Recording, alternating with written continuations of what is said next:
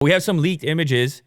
Speaking of upcoming smartphones, we got some leaked images of the Google Pixel 4 on Sprint.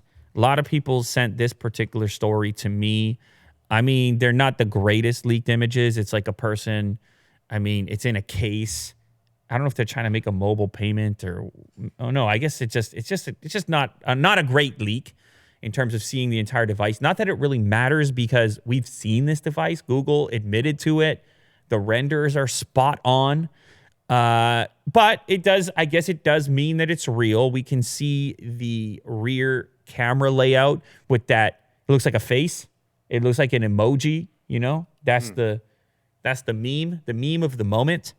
This is likely a network tester for Sprint that's using this. Not a surprise that it's on Sprint. They've had the previous Pixel versions.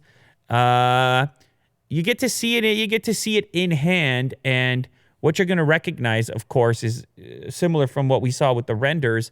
They're not going with the aggressive approach trying to win any awards for screen-to-body ratio. They're all in on face unlock. They're all in on optimal, crazy, cyborg-level facial recognition. And they're like, look, we're going to use the entire top bar. We're putting a billion sensors in there, and we're going to be looking at your nose hairs. Kind of looks like the regular Pixel 3. Yeah, they didn't even care. They're like, we don't even care if you know this is a new phone or not. Does this look really small to you, this phone? As small as yours right now? Yeah. As small as your Pixel 3, yeah. Same territory. I guess it's this may be the regular Pixel. That's the non-XL version. Oh, okay. Yeah, but they are going to do the XL version as well. They've got code names, in fact, Flame and Coral. Now, the little guy is Flame.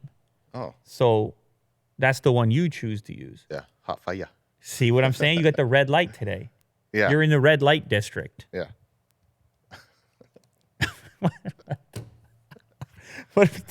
Anyway, yeah. So they're coming out with it. It's on the radar, and the face unlock tech is going to be one of the most interesting aspects of this device because of that compromise that they've made there from a screen to body ratio perspective.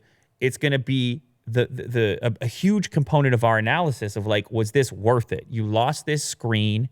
Did you get enough back in return? And then also, what's the agenda? What is the play? Is it all about convenience for you, the customer, Will, or do they just want some pretty looking detailed map of your facial structure? Is that what they're looking for? Oh, yeah. Oh, they're trying to map the planet. Pores and everything. Yeah. Okay. So they got other plans. They're Google. It's never what it looks like with Google. They're playing chess when everyone else is playing checkers, Will. You know how many moves ahead they are? They're like, well, once we have all the faces mapped. Yeah. And once we got everybody on eating the Impossible Burger.